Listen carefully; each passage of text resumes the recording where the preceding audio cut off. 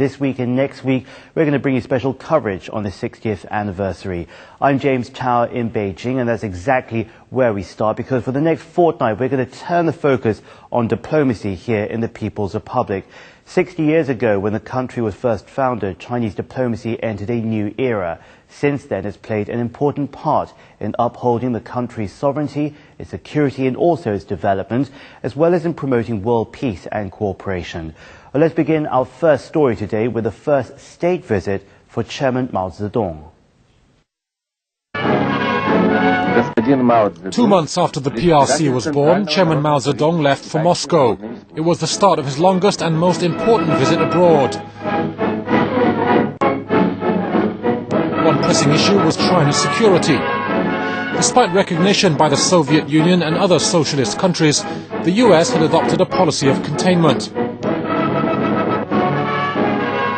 Upon arrival in Moscow, Mao Zedong met with Joseph Stalin. His goal was a treaty of equality. Stalin was of another mind. He said the existing Sino-Soviet treaty was a result of the Yalta Agreement, which involved other countries. Mao and other Chinese leaders thought the treaty damaged China's sovereignty and interests, and they believed their new country needed a new treaty to set forth guiding principles for bilateral ties. The two leaders had no further discussion on the issue.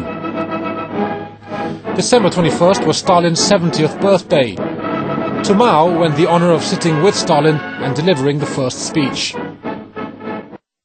亲爱的同志们、朋友们，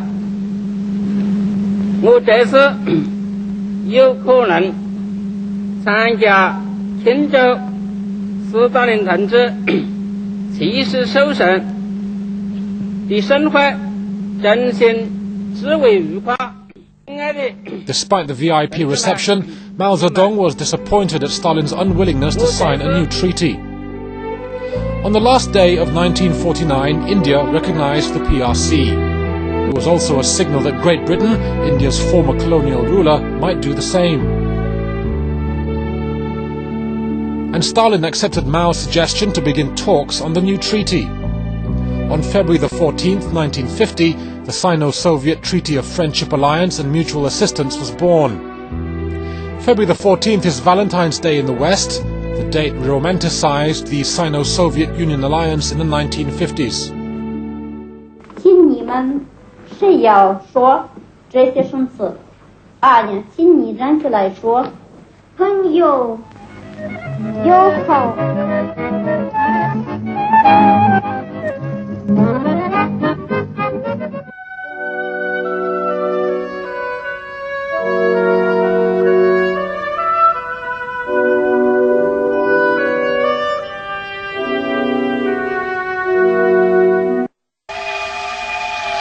Through the 1950s, tens of thousands of Soviet experts were sent to assist China's construction.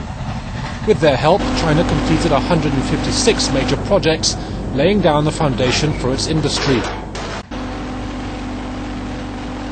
It was the treaty between China and the Soviet Union that helped China to safeguard the security. There were evidence that shows that the United States did not expand the Korean War to the Chinese territory. One of the major reasons is that treaty. In June 1950, fighting broke out on the Korean peninsula. Fearing communism, America sent its 7th Fleet to the Taiwan Strait. Its fighter planes bombed China's northeast. Only 1 year old, the PRC was drawn into the 3-year Korean War.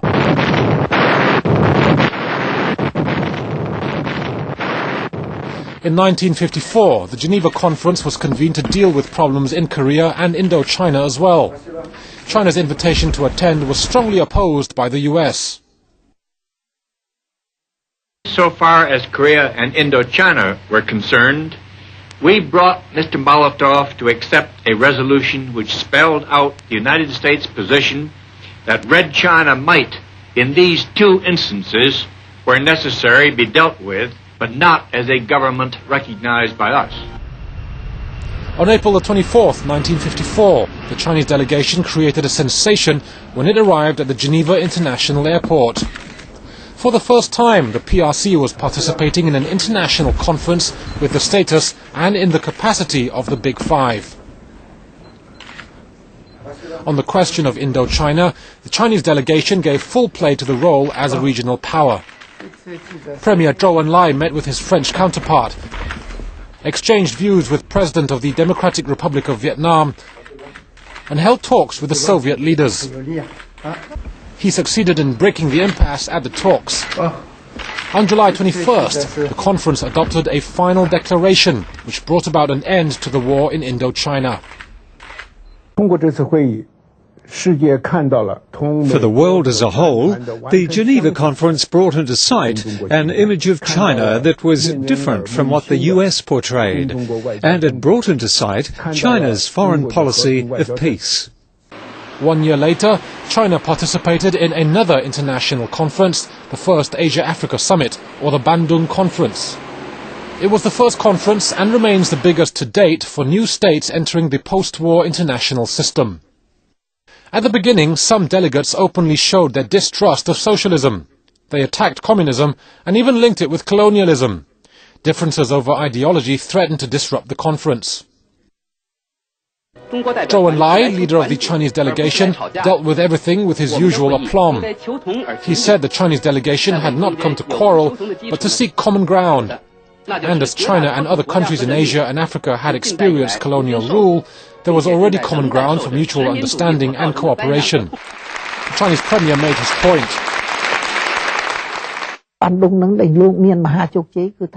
At the Bandung Conference, His Excellency Zhou Enlai advocated the 5 principles of peaceful coexistence, which won widespread acclaim among the delegates of the participating countries.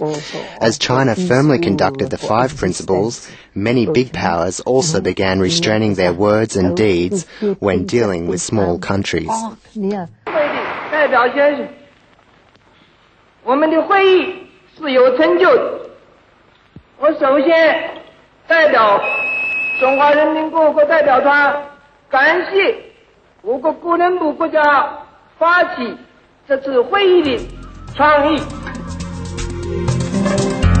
Zhou Enlai followed up in the spirit of Bandung by visiting 33 Asian and African countries from 1954 to 1964. With the national liberation wave sweeping through Asia, Africa and Latin America, China gained more friends around the world. But its warm ties with old friend the Soviet Union came to an end in the 1960s. On October the 1st, 1949, the People's Republic of China was established. On July the 27th, 1953, the Democratic People's Republic of Korea, China and the US signed the military armistice agreement to end the 3-year Korean War. In December 1953, Premier Zhou Enlai promoted the 5 principles of peaceful coexistence. They have become a fundamental of contemporary international relations. On August 23rd, 1958, the People's Liberation Army shelled the Jinmen and Matsu Islands, which were under the control of the Kuomintang. This smashed US attempts to create 2 Chinas. In October 1962, Indian forces invaded China's territory and the conflict developed into a border war. A month later, the Chinese army won the war. In January 1964, France became the first major Western country to establish diplomatic relations with China. It was another heavy blow to the US policy of isolating China. In March 1969, border clashes occurred between China and the Soviet Union. In September, Premier Zhou Enlai and his Soviet counterpart Alexei Kosygin agreed to begin border negotiations.